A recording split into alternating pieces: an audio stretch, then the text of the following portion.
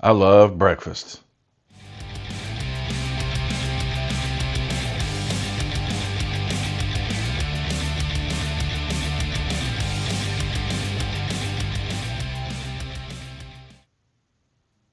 Good day, everybody. I am headed to Cotter, Arkansas this week for some world-class fly fishing on the Norfolk River and the White River. But first, I got to get there. I got to leave, hit the road, and leave Nashville, kind of go over through the top of Missouri and down in Arkansas. I've crossed this river, I can't tell you how many times. This is the Mississippi River. Cross the river from Tennessee into Missouri, and then it kind of dips down into Arkansas after that. You start to see, after you cross this river, it flattens out into even more of the delta. But you'll start to see some rolling hills after that.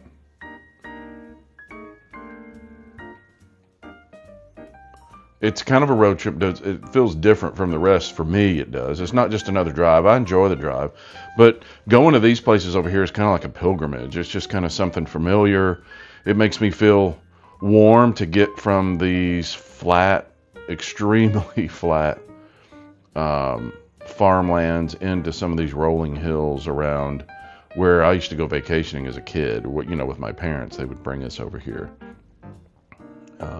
And even though you've been there before, this road that kind of leads over to Cotter and the White River, the Norfolk, is just kind of one of those for me.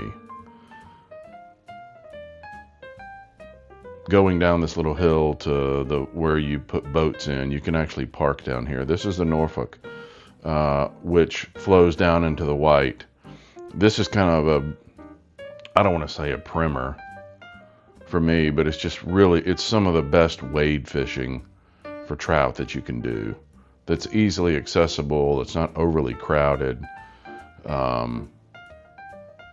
And I had to check these levels. Usually if the water's really high, it'll run way up in here. But it was low today. There were a couple boats out there, a couple people fishing from the bank, which they've done a beautiful job of maintaining this river.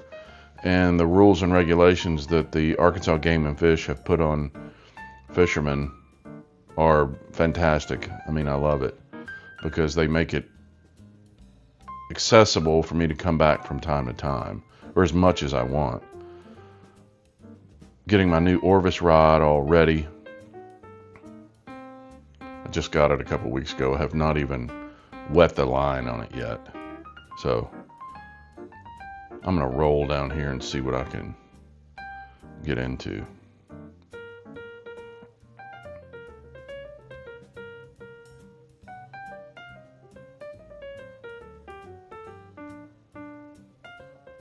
The Ozarks are pretty amazing. I think people hear about the Appalachians and the Rockies and all of that and don't pay much attention to the Ozarks because it's in a weird part of the country. It's right in the middle.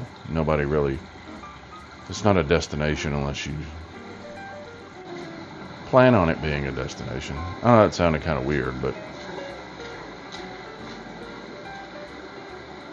it's just such a beautiful place. And they talk about when you go fly fishing or when you go fishing in general, not to, I think when you're younger, you want to go out and catch all the fish. It's like that old joke, that's why they call it fishing instead of catching.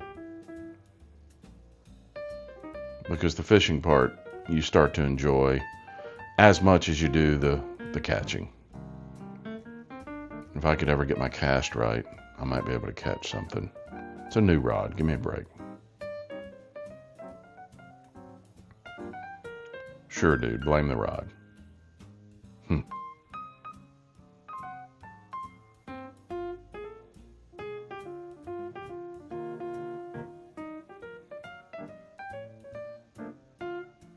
I stayed out there. I caught a handful of rainbows, but this camera doesn't show the depth of darkness that it is right now. It kind of pulls in as much light as it can find. It did a good job because it doesn't look like it's dark, but it was so dark that I could not see the indicator on the end of my line. And I came out and I was one of 2 cars in the parking lot. My eyes were beet red. My heart was running as fast as it could go because I was pretty excited still about being here.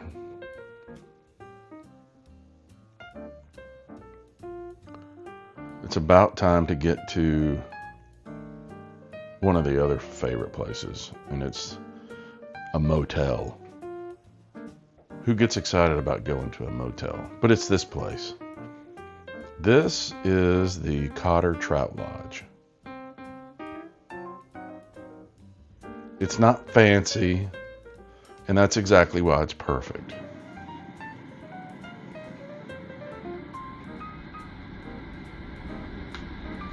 And this train that runs literally feet from the motel.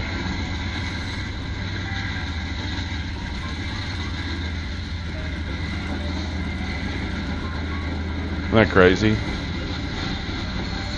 The first time I heard it and I heard the windows rattle in the motel, I thought, what is going on? But this motel's been here for a long, long time. A very long time. So you park right by the front door, and they've even got trout painted on the motel. But it's not glitchy like Disneyland-y kind of, you know, where you got to find the secret brown trout in the painting or something like that. It's not like that at all.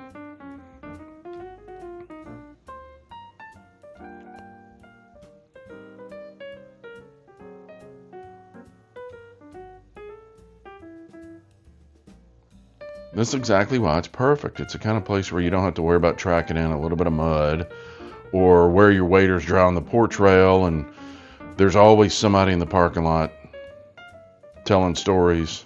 Not so much today, but you know, you can talk to people as they come in if you want to, and the stories are just as good as you hear on the water. This place is perfect. I love that recliner. What motels have recliners now? Little window unit, microwave. They haven't really changed much. I think this is the original shower they just added, or original bathtub. They just added a shower to it. And don't let that bed fool you. It's pretty amazing. It's hard to roll out of that in the morning and head down to the river. There's no fluff, no pretense. Just a solid bed and a hot shower, and kind of quiet makes sleep come easy after a long day on the river, except when the train's not rolling by. And you can always tell when there's a lot of people there, or a lot of people that are fishing, because they've got these hooks that are outside the door to hang up your waders. And when you come in, and you can tell it's really busy.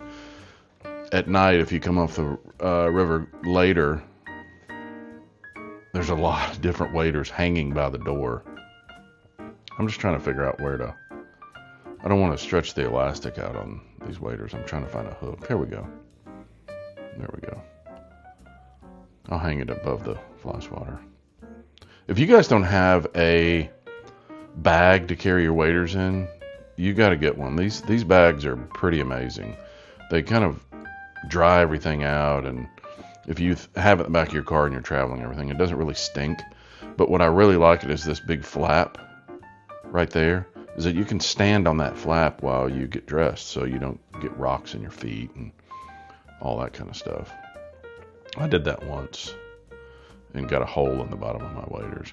That light changes about every 2 or 3 seconds on that bridge. They've actually got a live feed on YouTube. If you guys want to look it up, it's the Cotter Bridge on YouTube. You guys should check it out.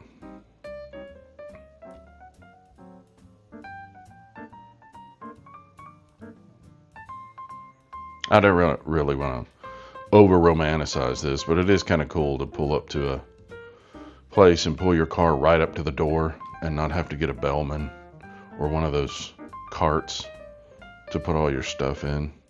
You just open the door and throw it from the car kind of into your room. I guess that's what they meant by motor lodge. You motor right up to the door and then lodge. Motor lodge.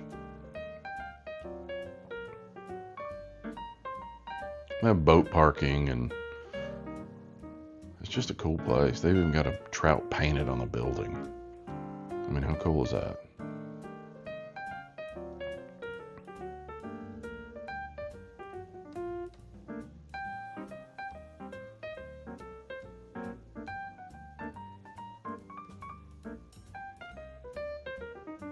I don't want to track any river in. And it's a good habit, because wearing shoes inside's gross. Don't disturb. Do not disturb. I'll be sleeping in this delicious bed. But after I do that, so like I said at the beginning, have a fire, nice local beer, and then breakfast again. This place is called the Sands, and it's kind of a motel. It's a diner associated with a motel. I think it's associated with a motel, but you can tell it's pretty busy. Full of locals. That's the back part of the motel right there. The motel is kind of in an L, so that's the back of one side. But the Sands has great breakfast. It's good cheap breakfast, and it's plenty of it. Biscuits and gravy and eggs and sausage, all those regulars. But speaking of regulars, this place is full of the same people. I was here for 2 or 3 days. Same 2 or 3 people every day, or same people in here every 2 or 3 days.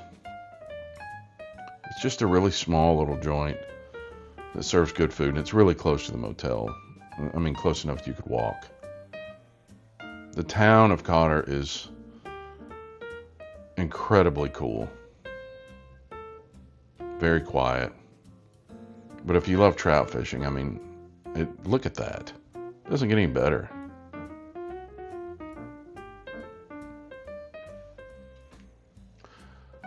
This is the White River. These are the tailwaters of the White. And I got lucky, and I'm going down below Bull Shoals Dam. I got lucky when I checked the generation schedule of this dam. I don't have a boat this trip. I usually go with a friend of mine who's a guide. But I did not have a boat. Caught a couple of rainbows.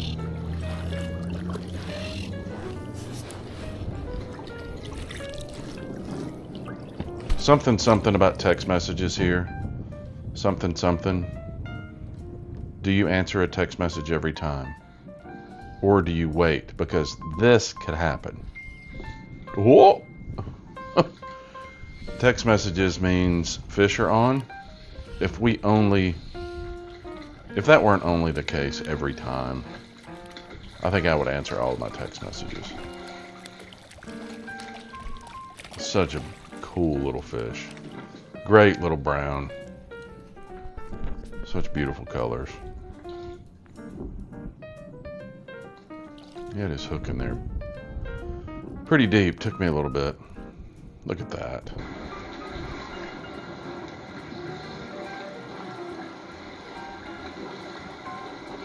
You know, they call this place the Trout Capital of the United States. And you'd think like, no, that's got to be in Colorado, or that's got to be in Utah or someplace like that.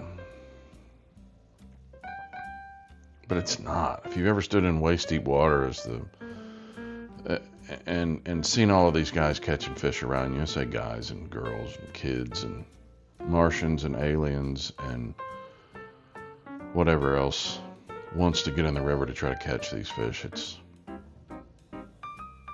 you would see why they call it the Trout Capital.